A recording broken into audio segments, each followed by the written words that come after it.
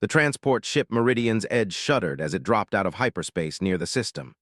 Dr. Sarah pressed her face to the small porthole, watching the alien sun cast its amber light across the ship's hull. After 18 months of deep space travel, she was finally here, the first human to set foot on Prime, home to the galaxy's most feared predator species. Sarah's fingers drummed nervously against her tablet as she reviewed her mission briefing one last time. The Empire had agreed to allow human researchers access to there, but only under strict conditions. She would live in a designated research compound, study their culture from a safe distance, and under no circumstances should she interact directly with cubs. The young predators were considered too dangerous, even for trained warriors. The docking procedure took 3 hours. When the airlock finally opened, Sarah found herself face to face with Commander N, a towering whose midnight black fur rippled over muscles that could crush steel. His amber eyes studied her with the intensity of a born hunter. "Human," N rumbled, his translator converting his deep growls into barely comprehensible English. "You will follow protocol exactly. No deviation, no exceptions." Sarah nodded, shouldering her equipment pack. Inside, carefully protected among her scientific instruments, was her most precious possession, a violin her grandmother had given her decades ago. She hadn't told the authorities about it. Music wasn't mentioned in their cultural exchange agreements, and she suspected they would have forbidden it anyway. The research compound sat on the edge of Prime's capital city, a sprawling metropolis of black stone towers that stretched toward the alien sky. The compound itself was small, just a few prefabricated buildings surrounded by an energy barrier that hummed constantly. Sarah would be alone here except for the automated systems and her communication link to Earth. Her first weeks passed quietly. She observed society through long-range sensors and studied their social structures through approved data feeds. The species fascinated her. Despite their reputation as merciless hunters, they had built a sophisticated civilization based on honor, family bonds, and complex hierarchies. Their cubs were raised in communal nurseries where they learned to fight almost as soon as they could walk. It was during her 3rd week that Sarah first heard the crying. The sound came from beyond the eastern wall of the compound, where the energy barrier bordered a section of wilderness preserve. At first she thought it might be some native animal, but the rhythmic sobbing had an intelligent quality that made her skin crawl. Something was out there, and it was in pain. Against every regulation, Sarah disabled a section of the energy barrier and stepped outside. The forest was alien but beautiful. Crystalline trees stretched upward like frozen lightning, their surfaces casting rainbow patterns in the amber sunlight. The ground beneath her feet was soft and springy, covered with something that looked like purple moss. And there, huddled beneath a fallen crystal branch, was the source of the crying. The cub couldn't have been more than 5 or 6 years old by human standards. Her fur was lighter than the adults Sarah had seen, a soft gray with darker stripes along her arms and legs. One of those legs was clearly injured, twisted at an unnatural angle. The cub looked up as Sarah approached, her amber eyes wide with fear and pain. Sarah's first instinct was to run back to the compound and call for help, but something in those eyes stopped her. The cub wasn't just hurt, she was lost, abandoned, probably left to die. In society, weakness was not tolerated even in the young. "It's okay," Sarah whispered, approaching slowly with her hands visible. "I'm not going to hurt you." The cub hissed, baring needle-sharp teeth, but she was too weak to flee. Sarah knelt carefully several feet away and opened her medical kit. She had basic veterinary supplies, nothing sophisticated, but enough to treat simple injuries. "My name is Sarah," she said softly, pulling out a portable scanner. "What's yours?" The cub tilted her head, confused by the alien sounds. Sarah activated her translator, hoping it would work with juvenile speech patterns. The cub whispered after a moment. "You are the soft skin." Sarah smiled despite herself. "I suppose I am. Can I look at your leg, I?" The next hour was delicate work. I's leg was broken, but not severely, a clean fracture that would heal with proper care. Sarah set it carefully and wrapped it with biocompatible splinting material. The cub endured the treatment with remarkable stoicism, only whimpering occasionally. "You need to go back to your people," Sarah said when she was finished. "They'll be worried about you." I's ears flattened against her head. "Cannot, am weak. Father said weak cubs bring shame, told me to find strength or do not return." Sarah's heart clenched. She had read about this practice in her cultural briefings, but seeing it firsthand was different. Cubs who showed any sign of weakness were often cast out, forced to prove themselves or die trying. "You're not weak," Sarah said firmly. "You're hurt, there's a difference." "What is difference?" I asked, genuine confusion in her voice. Sarah struggled to find the words. How do you explain the concept of temporary setbacks to a species that saw any vulnerability as permanent failure? As she thought, her hand unconsciously moved to her equipment pack, where her violin waited. "Would you like me to show you something?" she asked impulsively. I nodded cautiously. Sarah unpacked her violin with reverent care, running her fingers along the smooth wood her grandmother had polished to a golden shine. She had played this instrument through medical school, through her doctoral studies, through the long months of space travel. It was her connection to home, to the part of humanity that couldn't be in research data. "This is music," Sarah explained, lifting the violin to her shoulder. "My people discovered long ago that sound can be more powerful than claws or teeth." She drew the bow across the strings, starting with a simple melody her grandmother had taught her. Amazing grace, slow and haunting in the alien forest. Eyes widened, her injured leg forgotten as the notes drifted through the crystalline trees. "The sound," I whispered, "it makes my chest feel strange." Sarah smiled, transitioning into something more complex, a piece by that sword, and danced like the hunt itself. "Music doesn't make the body stronger, it makes the spirit stronger, and sometimes that's more important." For the next 2 hours, Sarah played everything she could remember. Classical pieces that spoke of human triumph and tragedy, folk songs that told stories of ordinary people doing extraordinary things, even some modern compositions that pushed the boundaries of what the violin could express. I listened with rapt attention, her small body swaying slightly to the rhythms. "Teach me," the cub said when Sarah finally lowered her instrument. "Teach me this, music." Sarah hesitated. Every regulation screamed against it. But looking at this small, injured predator who had been cast out for the crime of being hurt, she found herself nodding. "Okay, but we have to be careful, your people. They might not understand." Over the following weeks, Sarah developed a routine. During the day, she conducted her official research, sending regular reports to both Earth and the authorities. But in the evenings, she would slip out of the compound to meet I in their hidden grove among the crystal trees.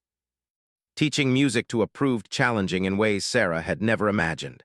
I's vocal cords were designed for growls and roars, not the subtle modulations human songs required. Her claws, perfect for rending and tearing, struggled with the delicate fingering needed for even simple instruments.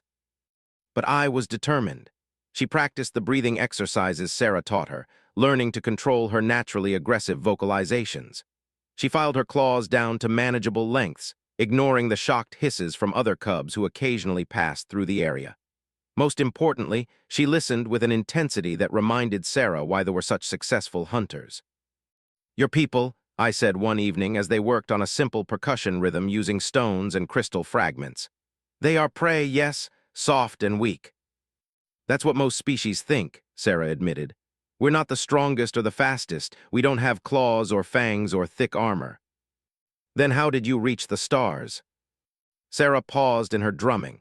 It was a question she'd been asked before, usually by species who couldn't understand how humanity had achieved before most of their galactic neighbors. "Because we learned that being strong isn't just about fighting," she said finally. "It's about working together, sharing knowledge, building things that are bigger than any individual could create alone. And music was part of that.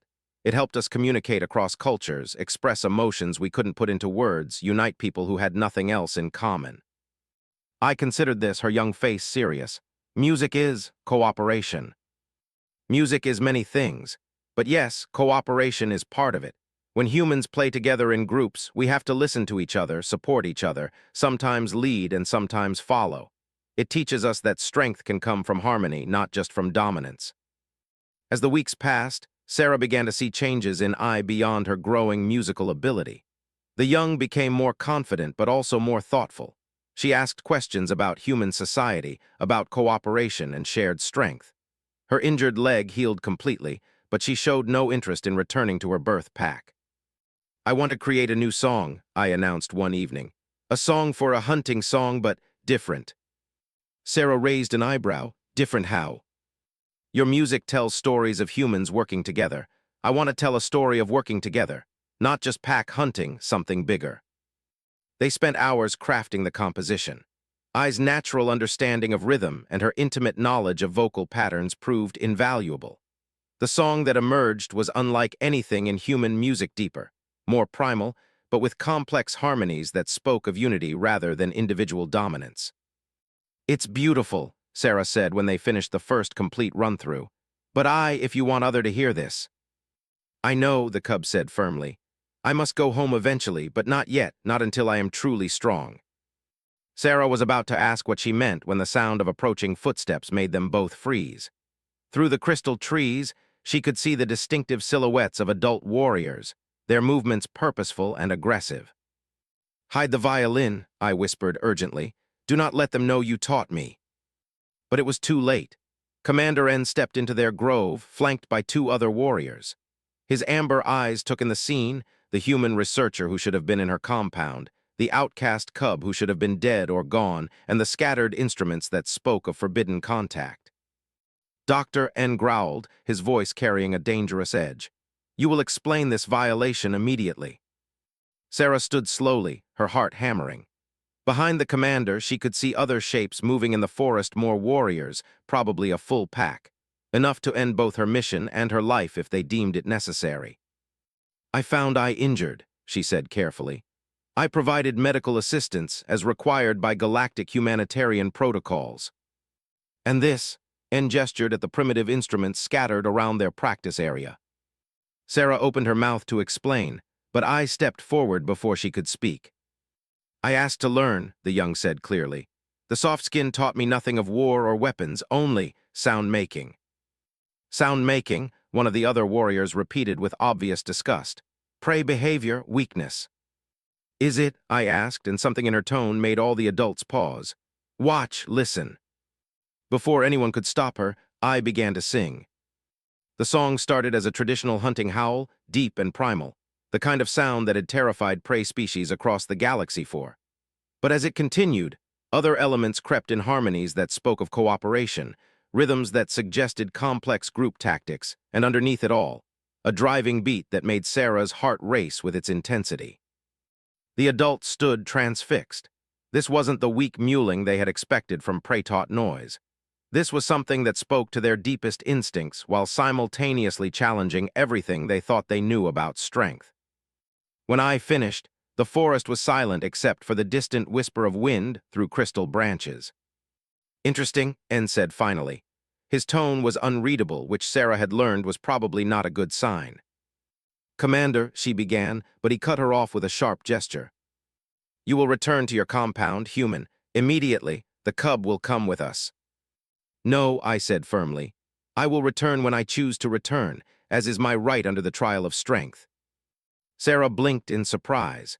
She had read about the trial of strength, an ancient tradition that allowed young cubs to prove themselves through individual challenges. Cubs who invoked the trial were protected from interference until they either succeeded or died trying. "You invoke the trial?" N asked, his voice carrying a mix of surprise and grudging respect. "I do, and I claim the soft skin as my teacher." The silence stretched for long moments. Sarah could feel the weight of alien eyes studying her, calculating her worth, her danger, her potential. Finally, N spoke. "Very well, the trial is recognized. But understand, cub, if your soft-skinned teacher proves weak, if this sound-making fails to grant you true strength, both of you will face judgment." As the warriors melted back into the forest, Sarah realized that their secret was out. The next phase of their journey would be far more dangerous and far more public than anything they had attempted so far. I seemed unconcerned by the threat. She picked up one of their makeshift instruments and began working through a new rhythm, her amber eyes bright with determination. "Now we must show them," she said simply. "We must show them all that music makes us stronger." Sarah nodded, though her hands trembled slightly as she packed away her violin. Tomorrow, everything would change. The question was whether they would be strong enough to survive what came next. In the distance, the alien sun began to set, casting long shadows through the crystalline forest. And in those shadows, Sarah could swear she heard the faint echo of Ai's song, carried on the wind like a promise of things to come.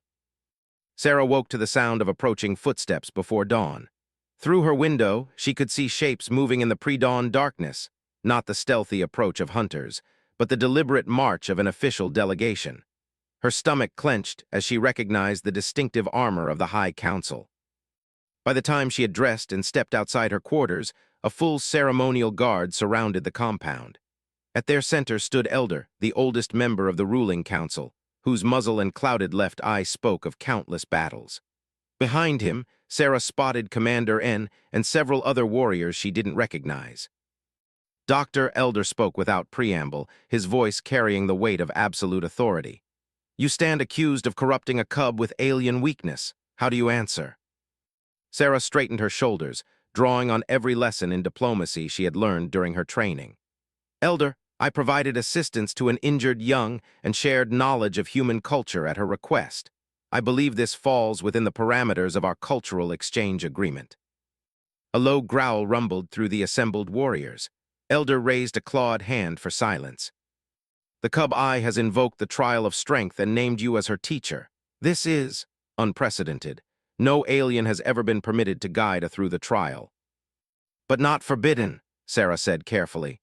She had spent most of the night reviewing every document in her mission briefing, looking for precedents or loopholes. "Indeed, not forbidden." His good eye studied her intently. "Which presents us with a unique situation. The trial cannot be revoked once invoked, but if you fail in your teaching, if I proves weak or dies during the challenges, the responsibility falls upon you." "I understand." "Do you?" Another voice cut through the morning air. Sarah turned to see I approaching through the ranks of warriors, walking with the confident stride of someone who had made a momentous decision. The young had grown noticeably in the weeks since their first meeting, not just physically, but in presence and bearing. "Teacher Sarah," I said formally, using the translator's stilted cadence, "I request permission to demonstrate what you have taught me." Sarah nodded, her mouth suddenly dry. They had prepared for this possibility, but facing the reality was different from theoretical planning. I moved to the center of the circle and stood tall, her gray fur gleaming in the early morning light. When she began to sing, Sarah felt her breath catch. The song was something I had been working on in secret. It started with the traditional hunter's howl, but immediately diverged into something unprecedented. Her voice wove through complex harmonies that seemed to echo from the crystal trees themselves, creating the illusion of multiple singers working in perfect coordination. But this wasn't just beautiful music. As the song progressed, Sarah began to understand what I had truly accomplished. The rhythms matched combat patterns, but instead of individual fighting techniques, they described group movements, pack tactics elevated to an art form. The melody lines represented different pack roles: scouts, hunters, guardians, leaders, all working together in intricate coordination. When I finished, the silence stretched for long moments. Sarah could see confusion and uncertainty in the faces of the assembled warriors. This wasn't the weakness they had expected to condemn. "Explain," Elder commanded. I lifted her chin confidently. "The soft-skins call it music, but for it becomes something more, listen to what I learned." She began to demonstrate, using her voice to call out tactical commands in perfect rhythm. Instead of the harsh barks traditionally used in combat, her musical calls flowed seamlessly together, allowing for complex multi-part instructions that could coordinate dozens of warriors simultaneously. "Pack Alpha formation, silent approach, target designation 7 Mark III, she sang, her voice carrying clearly across the compound. The melody was hauntingly beautiful, but any warrior would instantly understand the tactical information embedded within it. Commander N stepped forward, his amber eyes bright with interest. "You can coordinate an entire pack with these songs." "More than a pack," I replied. "Watch." She began a new composition, this one more complex than anything Sarah had heard from her before. As the music built, she started incorporating hand signals and movement patterns, transforming the song into a kind of performance art that was simultaneously beautiful and tactically precise. 20 packs coordinated assault with reserve formations and contingency repositioning, she sang, her body moving through the choreographed patterns with fluid grace. All communicating in silence, all moving as one mind. The assembled warriors stirred uneasily. What I was describing was beyond anything they had imagined military coordination on a scale that their traditional command structure couldn't achieve. Impossible, one of the younger warriors muttered. No pack can move with such precision. Because you think like individuals, I replied calmly. The teacher showed me how soft skins work together, not one leader commanding many followers, but many minds thinking as one. Music teaches harmony. Elder was quiet for a long moment, his face thoughtful. This is intriguing, but the trial of strength is not about singing, cub. You must prove yourself in combat. I know, I's confidence never wavered. I request the trial by hunt, and I request permission to choose my hunting pack. Sarah's blood ran cold. The trial by hunt was one of the most dangerous challenges a young could face, tracking and killing a void stalker, one of the apex predators that lived in the deep wilderness of Prime. Most cubs who attempted it died in the process. You may choose 3 pack mates, Elder said formally. Choose wisely, your life and theirs depend on it. I smiled, baring her sharp teeth. I choose Hen, Ra, and OK. A ripple of surprise went through the assembled warriors. Sarah didn't recognize the names, but clearly the other did. Commander N actually took a step backward. Cub, he said carefully, those are outcasts, failures. They have been cast out for weakness. Have they, I asked innocently, or have they been cast out for being different? Before anyone could respond, 3 figures emerged from the edge of the forest. Sarah could immediately see why they had been rejected by society. Hen was smaller than average, his black fur marked with patches of white that would make him visible to any prey. Ra moved with a slight limp, probably from an old injury that had never healed properly. And OK was missing his left eye, a disfigurement that would severely impact his depth perception in combat. By traditional standards, they were all flawed, weak failures. But as they approached Sarah noticed something else. They moved with the coordinated precision of a unit that had trained together extensively. Their positioning was perfect, their attention focused, their body language speaking of absolute trust in their leader. Brothers and sisters, I said formally, are you ready to hunt? We are ready, they replied in unison, their voices harmonizing in a way that sent chills down Sarah's spine. Elder studied the unlikely pack with obvious skepticism.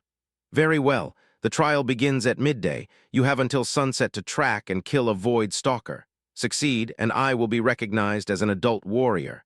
Fail. He didn't need to finish the sentence. Everyone knew the price of failure. As the official delegation, Sarah found herself alone with I's pack. Up close, she could see the changes in the young more clearly.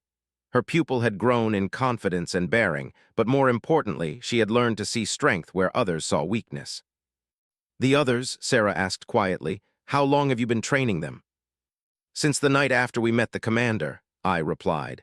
I told them about music, about harmony, about working together instead of competing. They were interested. Hen stepped forward, his white-marked fur shimmering in the sunlight. The cub taught us that our differences could be strengths instead of weaknesses. My coloring makes me visible to prey, but also to pack mates in dense cover. Ra's old injury taught her patience and planning. She sees patterns others miss. And Okay's single eye made him learn to rely on other senses. Together, we are stronger than any of us alone, Ra added, her voice carrying the quiet confidence of someone who had found their place in the world. And the music helps us coordinate, Okay finished. Silent signals, perfect timing, movements that flow like water. Sarah felt a surge of pride mixed with terror. I had taken everything she had taught her and expanded on it in ways Sarah had never imagined. But the Void Stalker hunt was no mere test. It was a genuinely deadly challenge that killed experienced warriors. Are you sure about this? She asked. The Void Stalkers are. I know what they are, I interrupted gently. 12 feet tall, nearly invisible, faster than any, with claws that can slice through battle armor. They hunt alone, kill efficiently, and fear nothing. Then why? Because they hunt alone, I said with a smile, and we hunt together. The midday ceremony was brief but formal. Elder marked each member of the hunting pack with traditional symbols, blessed their weapons, and spoke the ancient words that had begun countless trials of strength. Sarah stood with the other observers, her heart hammering as she watched I and her pack disappear into the deep forest. The waiting was agony. Sarah tried to distract herself with her research, but found herself constantly checking the time. calculating how long the pack had been gone, how much daylight remained.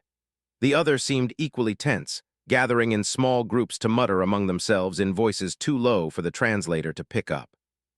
As the afternoon wore on, Sarah began to hear something unexpected: music. Faint at first, barely audible over the wind through the crystal trees, but gradually growing stronger. It was vocals, but arranged in harmonies that spoke of human influence. Other observers began to notice it too, their ears perking up as the sound grew closer. It was coming from the deep forest, from the direction Ai's pack had gone. The song was triumphant but controlled, a victory anthem that somehow managed to convey both celebration and respect for a worthy opponent. As it grew louder, Sarah began to make out individual voices, four singing in perfect harmony, their song carrying across the forest like a herald of success. When Ai's pack finally emerged from the tree line, they were dragging something behind them. Sarah's breath caught as she recognized the massive form of a void stalker, its crystalline carapace reflecting the late afternoon light. The creature was definitely dead, but it showed signs of having fought fiercely before succumbing. But what drew gasps from the assembled observers was the condition of the hunting pack. All four were injured but ambulatory, their wounds testament to the violence of their encounter. What was remarkable was that they were all injured and all alive. In traditional hunts, one or two pack members usually died, bringing down a void stalker. "How?" Elder asked simply as the pack deposited their kill before the assembled crowd. Ai straightened, her gray fur matted with blood and forest debris, but her amber eyes bright with triumph. "We listened to each other," she said simply. The stalker expected individual opponents. Instead, it faced a coordinated unit. When it attacked Hen, Ra and OK were already moving to flank. When it turned to face them, Hen and I struck from behind. We fought like music, each voice supporting the others, creating harmony from coordination. She gestured to her pack mates. Hen's coloring let us track him in the dense undergrowth when the stalker tried to separate us. Ra's patience helped us predict its movement patterns. OK's enhanced hearing gave us warning when it tried to ambush us from above. "And the injuries?" Commander N asked, nodding the careful way Ra was favoring her left side. "We shared the risk instead of letting one warrior take all of it," OK replied. "Better 4 light wounds than 1 death." The implications of what they were saying rippled through the crowd like a shock wave. Traditional tactics emphasized individual prowess and heroic sacrifice. What I was describing was something entirely different, a new way of thinking about strength and cooperation. Elder was quiet for a long moment, studying the unlikely pack and their impressive kill. Finally, he spoke. "The trial of strength is complete. You are recognized as an adult warrior of the Empire." He paused, his good eye studying her intently. "But I suspect this is only the beginning of changes you wish to bring to our people." I smiled, her sharp teeth gleaming. "With respect, Elder, I believe our people are ready for those changes. The galaxy is vast, and we will need new kinds of strength to thrive in it." As the ceremony concluded and the crowd began to disperse, Sarah found herself face to face with the young warrior she had helped train. The change in Ai was remarkable. She carried herself with the confidence of someone who had found their purpose in life. "What happens now?" Sarah asked. "Now we teach others," I replied simply. "My packmates and I will demonstrate these new techniques. Other outcasts will be given chances to prove their worth, and slowly, carefully, we will show the Empire that strength comes in many forms. And if the traditionalists resist?" Ai's expression grew serious. "Then we will sing them new songs until they understand. Music taught me patience as well as coordination, Teacher Sarah. Change takes time, but it is inevitable when the harmony is true." As Sarah watched the 4 young warriors walk away together, still singing their quiet victory song, she realized that something profound had just begun. The galaxy was about to discover that the Empire was no longer the same species that had terrorized their neighbors for generations. The question was whether the rest of the galaxy would be ready for what they were becoming. The sun was setting over the crystal forest, painting the sky in shades of amber and gold. And carried on the evening wind, Sarah could hear the faint echo of harmony, not just from Ai's pack, but from other young voices scattered throughout the wilderness, all learning that strength could be more than the sum of its parts. The music was spreading, one voice at a time. 2 years had passed since Ai's trial of strength, and the Empire was transforming in ways no one could have predicted. Sarah stood on the observation deck of the newly constructed Cultural Exchange Center, watching as young warriors moved through coordinated training exercises in the plaza below. Their movements flowed like a deadly dance, each warrior responding to musical cues that created perfect tactical harmony. The changes hadn't come without resistance. Elder had died 8 months ago, peacefully in his sleep, but his passing had triggered a power struggle within the High Council that still wasn't fully resolved. Traditional factions denounced the soft-skin corruption and demanded a return to the old ways. Progressive voices argued that the new techniques had already proven their worth in border conflicts with the Confederacy. But the real proof of change wasn't happening in council chambers or training grounds. It was happening in places like the compound below, where outcasts and failures were being transformed into elite warriors through the power of coordinated action. "Doctor," a familiar voice called from behind her. Sarah turned to see Commander N approaching, though his title had changed in recent months. He was now General N, promoted after leading a successful campaign against raiders using I's new tactical doctrines. "General," Sarah replied with a slight bow. Even after 2 years, military protocol still felt somewhat alien to her.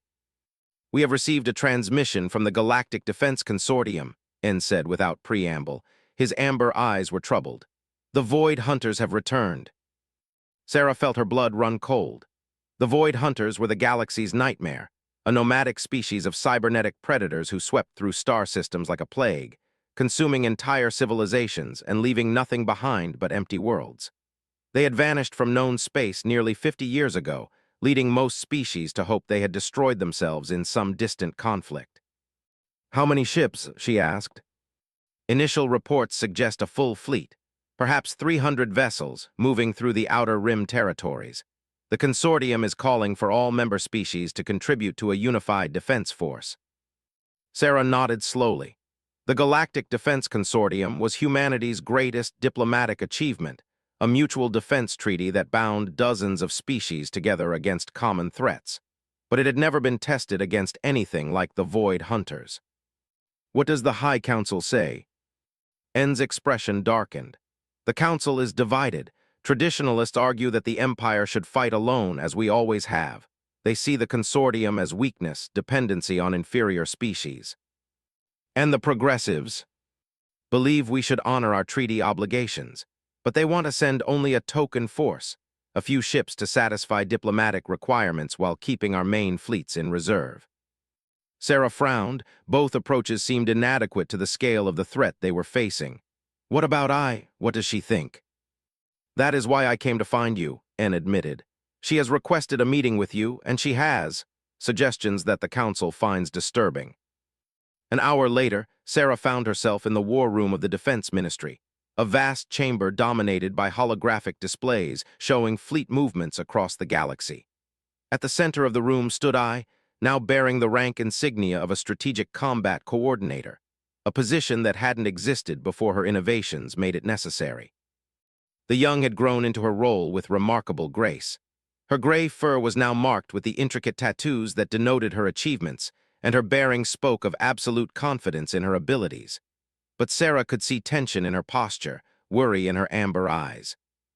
"Teacher Sarah," I greeted her formally before switching to a more personal tone. "Thank you for coming. I need your help to convince the Council of something they will not want to hear." "Which is?" "That this threat cannot be defeated by any single species, no matter how strong. The Void Hunters destroyed the Maltese Federation, a spacefaring civilization with technology superior to ours. They consumed the Crystalline Collective, whose defensive capabilities were legendary. If we face them as individual nations, we will all fall." Sarah studied the tactical displays surrounding them. Fleet positions, resource allocations, defensive preparations, all of it focused on protecting individual territories rather than coordinating a unified response. "You're talking about true integration," she said slowly. "Not just an alliance, but actual tactical unity between species that have never worked together before." "Exactly, and I believe music can be the key." Sarah raised an eyebrow. "Music against the Void Hunters." I smiled, but there was no humor in it. "Not music as weapon, music as language. Watch." She activated a holographic display showing a simulation of space combat. Instead of individual ships fighting in traditional formation, the display showed hundreds of vessels from different species moving in perfect coordination, their actions flowing together like instruments in an orchestra. Each species has different strengths, I explained as the simulation played. Human ships are adaptable and innovative. Vessels are fast and aggressive. The Minervan Empire builds the strongest armor. The Confederacy has the best sensors. Separately, each fleet is formidable, together with proper coordination. The simulation showed the mixed fleet engaging a Void Hunter formation 3 times its size. Through precise timing and coordinated tactics, the Alliance forces systematically dismantled their opponents while suffering minimal casualties. Impressive, Sarah admitted, but how do you coordinate that many different command structures in real-time combat? The same way we coordinate hunting packs, I replied. Through harmonic communication, musical patterns that transcend language barriers and allow for complex tactical instructions to be transmitted instantly across multiple fleet groups. She gestured, and the display shifted to show communication patterns, not the traditional radio transmissions and data packets that space fleets normally used, but wave forms that looked remarkably like musical compositions. Rhythm for timing, harmony for formation changes, melody for tactical objectives, I continued. Any species can learn to interpret these patterns, regardless of their native communication methods. And the beauty is that music is almost universal. Every spacefaring civilization we've encountered has some form of it. Sarah stared at the displays, her mind racing. The concept was brilliant but almost impossibly ambitious. You're talking about teaching musical tactical language to dozens of different species in a matter of months. The Void Hunters won't wait for us to figure this out. Which is why I need you to come with me to the consortium assembly. You understand both human and thinking. More importantly, you understand how music can bridge the gap between them. Before Sarah could respond, the war room's doors burst open. Elder, the most senior traditionalist on the High Council, strode into the chamber flanked by a full honor guard. His face was twisted with rage, and his amber eyes fixed on I with undisguised hostility. Enough, he roared, his voice echoing off the chamber walls. This madness ends now. I straightened to attention but didn't back down. Elder, I was preparing to present these tactical analyses to the full council. You were preparing to contaminate our proud warriors with alien weakness, snarled. Bad enough that you corrupted our hunting packs with this music nonsense. Now you want to make us dance to the tune of prey species. I want us to survive, I replied calmly. The Void Hunters. The Void Hunters are a threat to be met with claws and courage, not with the soft harmonies of creatures who should be our food. The confrontation was escalating quickly. Sarah could see the honor guards shifting nervously, uncertain whether they were witnessing a political disagreement or the prelude to violence. In society, the distinction could be dangerously thin. Elder, Sarah said carefully, stepping forward, perhaps we could discuss. You will be silent, alien, whirled to face her, his massive frame radiating threat. You have poisoned enough of our youth with your corruption. The council has voted you will be expelled from space immediately. Sarah felt her heart sink. Without her presence, the progressive faction would lose their most visible symbol of successful cooperation with other species. And without participation, the consortium's defense against the Void Hunters would be severely weakened. But before she could respond, the chamber filled with sound. It started as a low hum, barely audible, but quickly grew into a complex harmonic structure that seemed to come from everywhere at once. The honor guards looked around in confusion, but Sarah recognized the patterns immediately. It was battle music, but unlike anything she had heard before. The harmonies were vast and complex, suggesting not a single hunting pack but hundreds working in perfect coordination.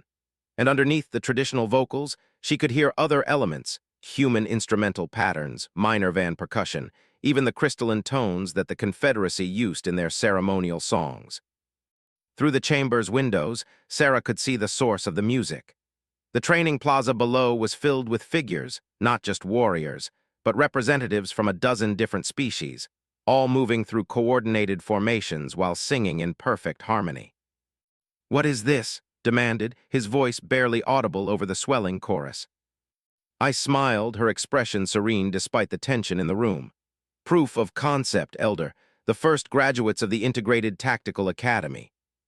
The music reached a crescendo as the mixed species formations below executed a series of maneuvers that would have been impossible for any single species to achieve. Human creativity, aggression, minor van endurance, and precision all flowing together in a display that was both beautiful and terrifying. "Impossible," one of the honor guards whispered. "Aliens cannot learn true combat songs." "Can't they?" I asked. She activated another display showing communications logs from the past 6 months. 17 different species have sent representatives to learn these techniques, not because we forced them, but because they recognize the necessity. The files scrolled past training records, tactical evaluations, combat simulations, all showing the same thing: mixed species units consistently outperforming single species formations in complex scenarios. "The galaxy is changing, Elder," I continued. "Threats like the Void Hunters don't respect the old boundaries between predator and prey. If we cling to the past, we will face extinction. If we embrace the future." She gestured toward the plaza, where the multinational chorus was now performing a victory anthem that blended elements from dozens of different musical traditions into something entirely new. If we embrace the future, we become something greater than any of us could be alone. Elder stared at the display for long moments, his expression unreadable.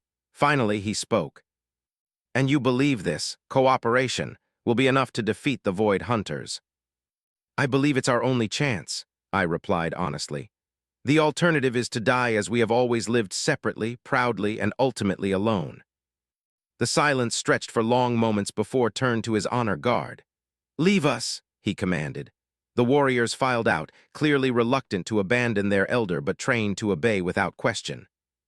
When they were gone, shoulders sagged slightly, making him look older than his years.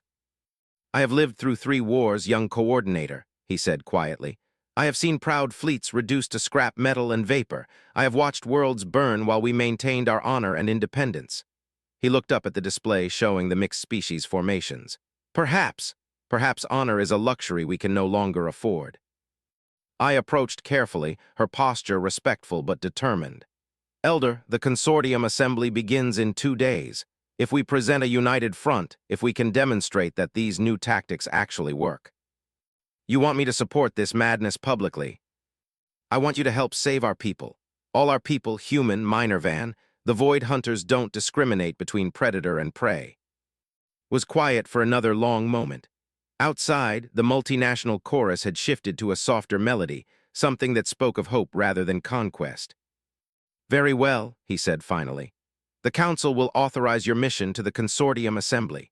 But understand, if this fails, if your alien allies prove weak when the fighting begins, the blood of every warrior will be on your claws." "I understand," I replied solemnly, "and I accept that responsibility." 2 days later, Sarah found herself aboard a diplomatic vessel approaching the consortium's mobile assembly station. The journey had been surreal, traveling through space, while listening to warriors practice harmonies with human diplomats, all preparing for a presentation that would determine the fate of countless worlds. The assembly station itself was a marvel of cooperative engineering, a massive structure that could house representatives from dozens of species while accommodating their wildly different environmental needs. As their ship docked, Sarah could see vessels from across the galaxy. Sleek human cruisers, the crystalline formations favored by the minor van empire, the organic curves of. The assembly hall was even more impressive. Thousands of delegates from hundreds of worlds gathered in a chamber designed to translate not just languages, but entire conceptual frameworks. When I took the stage to present her tactical innovations, her words would be simultaneously converted into chemical patterns for species that communicated through scent, mathematical equations for purely logical minds, and emotional resonances for empathic races. "Delegates of the Galactic Defense Consortium," I began, her voice carrying clearly through the vast chamber. "We face an enemy that has destroyed civilizations spanning millions of years. Individually, none of us are strong enough to stand against them, but together." What followed was a presentation unlike anything the galaxy had ever seen. I didn't just explain her tactical theories, she demonstrated them. Music filled the assembly hall as holographic displays showed mixed fleets moving in perfect harmony, their actions coordinated by harmonic patterns that transcended species barriers. The reaction was immediate and intense. Some delegates were fascinated, others horrified. The representative from the Thornback hegemony denounced the entire concept as biological impossibility. The spokesperson for the Crystal Lattice Collective called it the most elegant solution to multi-species coordination ever proposed. But the most important reactions came from the species with actual military power. The human admiral who commanded the consortium's largest fleet was nodding thoughtfully. The minor Van War Chief was taking detailed notes. Even the normally isolationist delegation seemed intrigued. The question, I concluded, is not whether we can afford to try this approach. The question is whether we can afford not to. The Void Hunters will reach consortium space within 6 months. We can meet them as a collection of individual fleets or as a unified force that fights as one mind with many hands. The debate that followed lasted for hours. Sarah found herself fielding questions about human musical theory, about the psychological effects of harmonic coordination, about the practical logistics of teaching musical languages to non-auditory species. But gradually, consensus began to emerge. The threat was too great, the potential rewards too significant to ignore I's proposal. When the final vote was called, it wasn't even close. The Galactic Defense Consortium would attempt the largest military cooperation in galactic history. Mixed species fleets would train together using musical coordination protocols. The defense against the Void Hunters would be mounted not by individual nations, but by the galaxy itself acting as one. As Sarah watched the delegates file out to begin implementing the most ambitious military project ever attempted, she felt a hand on her shoulder. I stood beside her, her amber eyes bright with a mixture of triumph and terror. "We did it," the young said quietly. "Now we just have to hope it works." "It will work," Sarah replied with more confidence than she felt. "Music brought us together. It will keep us together when the fighting starts." Outside the assembly station, the stars wheeled in their ancient patterns, oblivious to the unprecedented alliance forming among the worlds below. Somewhere in the darkness between galaxies, the Void Hunters continued their inexorable approach. But they were no longer approaching scattered, isolated civilizations. They were approaching something new, a galaxy that had learned to sing with one voice, to fight with one mind, to face extinction not as separate species, but as one people. The question was whether that would be enough. Only time would tell if the human who taught predator cubs that music could make them stronger had helped save the galaxy, or merely taught it to sing its own funeral song in perfect harmony.